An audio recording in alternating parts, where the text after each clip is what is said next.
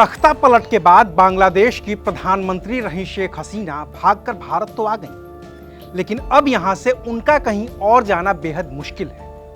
अब उनके पास दो ही रास्ते हैं, या तो वो वापस बांग्लादेश जाएं, जहां सरकार उन पर केस चलाने के लिए तैयार बैठी है, या फिर वो भारत में ही रह जाएं, जिसके लिए शायद यहां की सरकार कभी तैयार नहीं होगी। तो अब शेख हसीना के पास रास्ता क्या है? आखिर वो क्यों किसी और दूसरे देश की शरण में नहीं जा रही हैं? और आखिर बांग्लादेश वापसी उनके लिए ताउम्र क्यों मुश्किल है? और आखिर क्यों चीन से दुश्मनी लेकर बौद्ध धर्म गुरु दलाई लामा को हमेशा के लिए अपने यहाँ शरण देने वाली भारत सरकार शेख हसीना को हमेशा के लिए अपने ही देश में रखने को राजी नहीं हो पा रही है? आज बात करेंगे विस्तार से। नमस्कार, मैं हूं अविनाश और आप देख रहे हैं अनकट। तख्ता पलट के तुरंत बाद जब शेख हसीना आनन फानन में भागकर भारत आई, तो भारत को भी उम्मीद थी कि कुछ दिन यहां रहने के बाद शेख हसीना अपना ठिकाना खोज लेंगी और वो दुनिया की किसी और देश जैसे कि ब्रिटेन या फिनलैंड या सऊदी या कहीं भी और जाकर बस जाएंगी। लेकिन अभी तक ऐसा हुआ नहीं है, क्योंकि कोई भी दूसरा देश उन्हें शरण देने के लिए तैयार नहीं है। और अब आगे शायद दुनिया का कोई भी मुल्क उन्हें अपने यहाँ शरण देगा भी नहीं, क्योंकि शेख हसीना के पास अब पासपोर्ट ही नहीं है कि वो दुनिया के किसी भी दूसरे देश की यात्रा कर सके।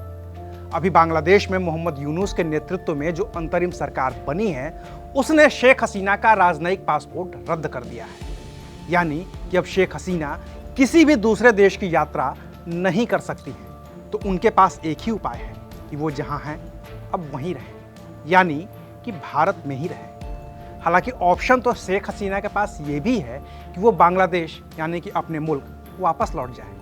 लेकिन अगर शेख हसीना बांग्लादेश जाती भी हैं तो तुरंत ही उनकी गिरफ्तारी हो जाएगी, क्योंकि लगातार 3 बार देश की प्रधानमंत्री रहने वाली शेख हसीना पर नई अंतरिम सरकार ने हत्या, नरसंहार और अपहरण के कुल 30 से भी ज्यादा मुकदमे दर्ज किए हैं। इनमें 26 हत्या के केस हैं, 4 नरसंहार के केस हैं और 1 केस किडनैपिंग का है। शेख हसीना के अलावा उनके बेटे, बेटी और बहन के खिलाफ भी ऐसे ही गंभीर मुकदमे दर्ज हैं और अभी कुछ और मुकदमे उनके पूरे परिवार के खिलाफ दर्ज करने की तैयारी भी चल रही है। ऐसे में अगर शेख हसीना या उनके परिवार का कोई भी शख्स बांग्लादेश में कदम भी रखता है तो उसकी गिरफ्तारी तय है। लिहाजा शेख हसीना भारत में ही है। लेकिन कब तक? क्या तब तक जब तक कि बांग्लादेश में परिस्थितियां शेख हसीना के अनुकूल ना हो जाएं? लेकिन वो होने में तो वक्त लगेगा। तब तक शेख हसीना क्या भारत में ही रहेंगी? रहने को तो वो रह ही सकती हैं, लेकिन सबसे बड़ा सवाल यह है कि अगर बांग्लादेश की सरकार ने भारत सरकार से शेख हसीना के प्रत्यर्पण की मांग कर दी, तो फिर भारत क्या करेगा? आखिर भारत और बांग्लादेश के बीच प्रत्यर्पण संधि तो है ही। ये संधि साल 2013 से ही है और संधि कहती है कि अगर किसी एक देश का अपराधी दूसरे देश में है तो उस देश को, उस अपराधी को उसके असल देश की सरकार को लौटाना ही होगा। भारत ने भी अपने कई अपराधियों का प्रत्यर्पण करवाया है और दुनिया के अलग अलग देशों से उन्हें वापस लाया गया है। जैसे अबू सलेम को पुर्तगाल से भारत वापस लाया गया, छोटा राजन को भारत सरकार इंडोनेशिया से वापस लेकर आई, मलकीत कौर और सुरजीत बदेशा कनाडा से भारत लाए गए, और भी कई बड़े अपराधी विदेश से भारत लाए गए और उन्हें यहाँ भारत के कानून के मुताबिक सजा दी गई। दूसरे देशों को छोड़िए, भारत सरकार बांग्लादेश से भी अपने अपराधी अनूप चेटिया को प्रत्यर्पित कर अपने यहाँ ले आई, क्योंकि वो उल्फा का बड़ा आतंकी था जो बांग्लादेश में शरण लिए हुए था। तो अगर बांग्लादेश ने शेख हसीना को भी अपराधी के तौर पर प्रत्यर्पित करने की मांग कर दी, तो फिर भारत के पास रास्ता क्या होगा? जब तक शेख हसीना पर कोई आपराधिक केस नहीं था, उनकी भारत में शरण राजनीतिक शरण थी और उस मामले में भारत शेख हसीना को बांग्लादेश सरकार को सौंपने के लिए मजबूर नहीं था।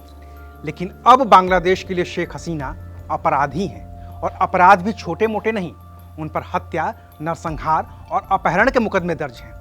इसको लेकर बांग्लादेश की राजनीतिक पार्टी की मुखिया और शेख हसीना के धुर विरोधी खालिदा जिया की पार्टी बांग्लादेश नेशनलिस्ट पार्टी यानी कि बीएनपी ने शेख हसीना के प्रत्यर्पण की मांग कर भी दी है।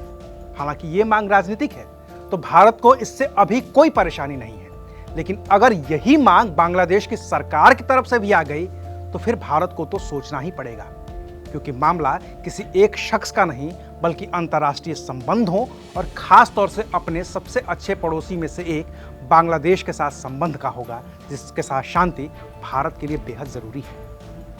वैसे एक उदाहरण है जहां भारत ने दूसरे देश के एक नेता को अपने यहां शरण दी है, और वो नेता हैं तेंजिंग ग्यात्सो, जिन्हें दुनिया दलाई लामा कहती है। आज़ाद भारत के इतिहास में बौद्ध धर्मगुरु दलाई लामा इकलौते ऐसे नेता हैं जिन्हें भारत ने अपने यहाँ शरण दी है। 1959 में जब तिब्बत में चीन की सेना ने तबाही मचाई तो अपने हजारों अनुयायियों के साथ दलाई लामा को भागकर भारत आना पड़ा। खुद तत्कालीन प्रधानमंत्री नेहरू ने उनका स्वागत किया और धर्मशाला में निर्वासित तिब्बती सरकार बनाने की इजाज़त दी। इस बात को बीते हुए करीब 65 साल हो गए हैं और इन 65 साल में दलाई लामा भारत से ही तिब्बत के निर्वासित सरकार के मुखिया बने हुए हैं। लेकिन शेख हसीना को हमेशा के लिए भारत में ही रखने पर सरकार के सामने मुसीबतों का पहाड़ खड़ा हो सकता है। बाकी ये मामला केंद्र सरकार और उसके विदेश मंत्रालय को देखना है, फैसला भी उन्हें ही करना है। तो मोदी सरकार के फैसले का इंतजार करिए और देखते रहिए अनकट। शुक्रिया।